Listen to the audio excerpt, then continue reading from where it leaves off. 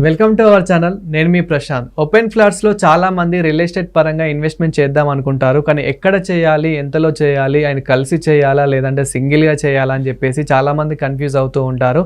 So దీని గురించి అయితే మాట్లాడేందుకు ప్రస్తుతం మనతో పాటు real estate expert Smita Krishnamurthy గారు ఉన్నారు. నమస్తే అండి. నమస్తే మ్యామ్. చాలామంది ఈ ఓపెన్ ఫ్లాట్స్ కొనే ముందు అంటే అసలు ఎలాంటి జాగ్రత్తలు తీసుకోవాలా అండ్ ఎక్కడ ఇప్పుడున్న మార్కెట్లో ఎక్కడ తీసుకుంటే బాగుంటుంది, అసలు ఓపెన్ ఫ్లాట్స్లో మార్కెట్ ఏ విధంగా ఉంది, రాబోయే రోజుల్లో ఏ విధంగా ఉండబోతుంది, అసలు ఓపెన్ ఫ్లాట్స్ అనేటివి సిటీలో ఉన్నాయా లేదంటే ఇంకా అవుట్స్కట్స్లోనే ఉన్నాయా?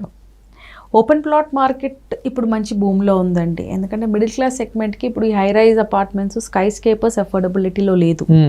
అండ్ మనకు తెలిసినట్టు సిటీ ఎక్స్పాన్షన్ ఏదైతే ఉందో, సిటీ మనకి ఎప్పుడు అవుట్స్కర్ట్స్లోనే ఎక్స్పాండ్ అవుతుంది. అవుట్స్కర్ట్స్లో హై రైజ్లు, స్కై స్కేపర్స్ రావు కాబట్టి ఓపెన్ ప్లాట్సే సేల్ అవుతుంది.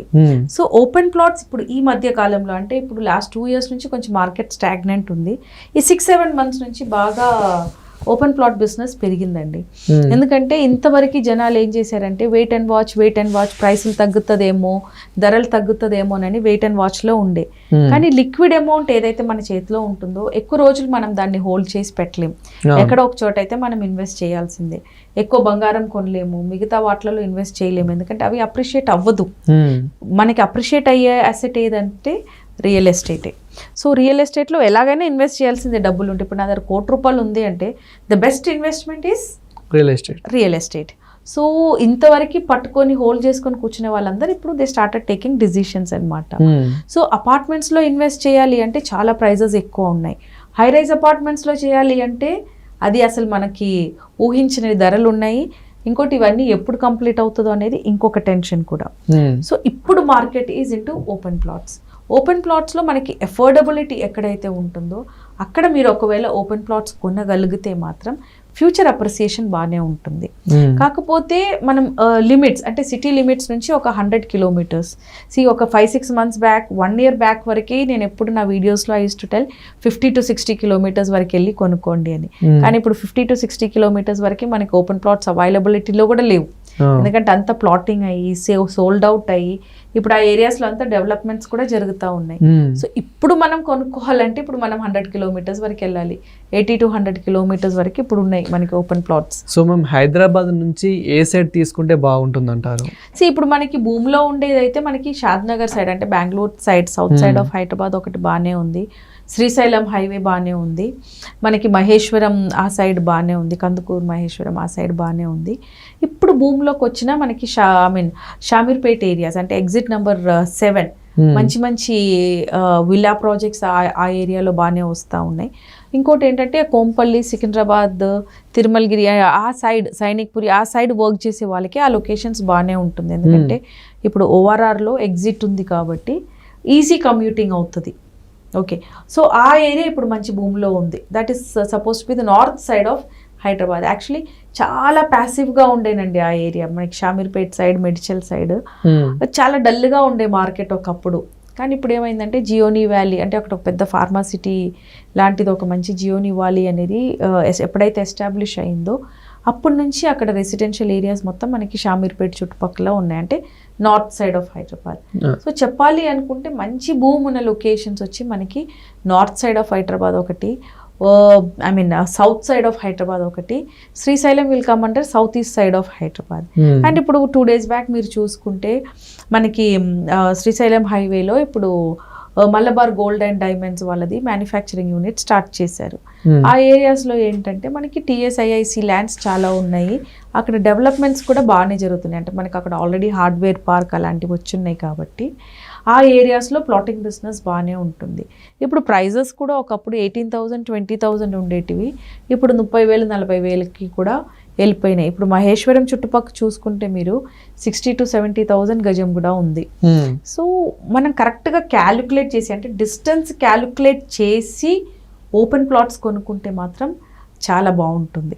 మనం రాబోయే రోజుల్లో రియల్ ఎస్టేట్ పడిపోబోతుందా లేదంటే ఇంకా గ్రోత్ కాబోతుందా? హైదరాబాద్ రియల్ ఎస్టేట్ ఎప్పటికీ పడదు. ఓకే, ఇన్ని రోజులు మనకి స్టాగ్నెన్సీ ఉండింది, కానీ ఇప్పుడు కూడా మీరు నోటీస్ చేసుకుంటే ప్రైజెస్ ఎక్కడా తగ్గట్లేదు. అవును. ఓకే, అది బిల్డర్ బ్యాంక్రప్ట్ అయినా కూడా స్కామ్స్ జరుగుతున్నాయి మా రియల్ ఎస్టేట్ మార్కెట్లో తప్ప ప్రైసెస్ క్లాష్ అవ్వట్లేదు. సో గోయింగ్ ఫర్దర్ కూడా మనకి హైదరాబాద్లో రియల్ ఎస్టేట్ అనేది పడదు. ఇట్ ఈస్ నాట్ పాసిబుల్ అండి. Hyderabad is on auto pilot mode now. అసలు హైదరాబాద్లో ఇంకా రియల్ ఎస్టేట్ పడదు అనేది ఇట్ ఈస్ గ్యారంటీడ్. హైదరాబాద్ ఎలా ఉంది అంటే మీకు నచ్చకపోతే మీరు హైదరాబాద్ వదిలేసి వెళ్ళాల్సిందే, వేరే వాళ్ళు రెడీగా ఉన్నారు రావడానికి. సో నచ్చిన వాళ్ళు వచ్చి ఇన్వెస్ట్ చేస్తారు తప్ప నాకు అఫోర్డబిలిటీలో లేదు, నేను కొనుక్కోను అని మార్కెట్ పడిపోతుంది అనుకుంటే అది చాలా రాంగ్ ఇంప్రెషన్. ఇప్పుడు మీరు చూసుకుంటే నియోపోలిస్, కోకాపేట్లో అంతా 2 CR 3 CR 4 CR తక్కువ మీకు ఫ్లాట్స్ దొరకవు, కానీ అవి కూడా సేల్ అయితే అవుతున్నాయి కదా. అంటే మార్కెట్ ఇంకా ఉన్నట్టే కదా. కొత్త ప్రాజెక్ట్స్, కొత్త బిల్డర్స్ ఇంకా హైదరాబాద్కి వస్తూనే ఉన్నారు కదా, అంటే ఇంకా మార్కెట్ ఉన్నట్టే కదా. So we cannot say that Hyderabad market is dead అనేది. హైదరాబాద్ మార్కెట్ ఇంకా అసలు డెడ్ అవ్వదండి. బికాస్ హైదరాబాద్ ఈజ్ గ్లోబల్ మార్కెట్లో ఇప్పుడు రికగ్నిషన్ దొరికింది కాబట్టి Hyderabad is one of the safest place to live. So అది ఎంత ప్రైస్ అయినా కూడా జనాలు వచ్చి హైదరాబాద్లో ఇన్వెస్ట్ అయితే చేస్తారు. సో మేము ఓపెన్ ఫ్లాట్స్లో ఇన్వెస్ట్మెంట్ చేసే ముందు ఎలాంటి జాగ్రత్తలు తీసుకోవాలి? అండ్ సింగిల్ ఇయర్ తీసుకుంటే బాగుంటుందా, లేదంటే 2-3 కలిసి తీసుకుంటే బాగుంటుందా? ఒక 30-40 years బ్యాక్ మీరు వెళ్ళి చూస్తే మీకు హై రైజ్ అపార్ట్మెంట్స్లు, ఈ అపార్ట్మెంట్స్లు కమర్షియల్స్ ఏమీ కనపడేటివి కాదు.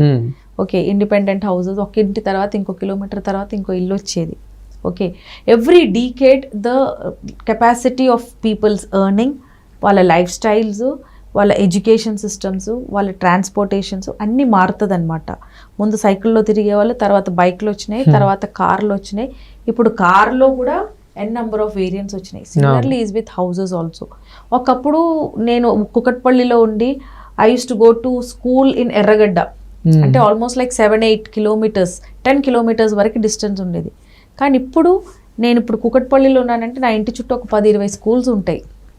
ఓకే, అంటే లైఫ్ స్టైలు, పాపులేషన్ పెరిగే కొద్దీ టౌన్షిప్లు, ఇంటిగ్రేటెడ్ సొసైటీసు రావటం మొదలైంది. So going further open plot సింగిల్గా కొనుక్కోవాలా, కలిసి కొనుక్కోవాలా అంటే కలిసి కొనుక్కుంటే బెనిఫిట్ ఎక్కువ ఉంటుంది. ఎందుకంటే ఆ ల్యాండ్ని మీరు వాడుకోవచ్చు. ఇప్పుడు మీరు ఒక 200 square yards ల్యాండ్ ఎక్కడో కొన్నారు. ఓకే, మీ పక్కన వాళ్ళు ఎవరో తెలియదు, వెనకాల ఎవరో తెలియదు. అదే మీరు గ్రూప్స్గా, అంటే మీ ఫ్రెండ్స్, ఫ్యామిలీస్ ఒక 10 మంది కలిసి తీసుకున్నారనుకోండి, ఆ 200 into 10 అవుతుంది, అంటే 2000 గజం అవుతుంది. రేపు ఫ్యూచర్లో మీరు దాంట్లో ఒక అపార్ట్మెంట్ కట్టాలన్నా, ఒక స్కూల్ కట్టాలన్నా, ఒక కమర్షియల్ స్పేస్ కట్టాలన్నా అది యూస్ఫుల్ ఉంటుంది.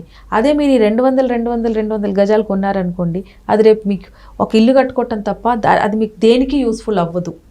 ఇప్పుడు రీసెంట్గా ఒక lady, she came to me for development అనమాట, 260 square yards అట్ నానక్రామ్ కూడా. ఓకే, సెట్ బ్యాక్స్ వదిలేసి కట్టడానికి ఎంత దొరుకుతుందండి? So it's always better bigger extent of land. డబ్బులు ఉంటే బిగ్గర్ ఎక్స్టెంట్ ల్యాండ్ కొనుక్కోండి.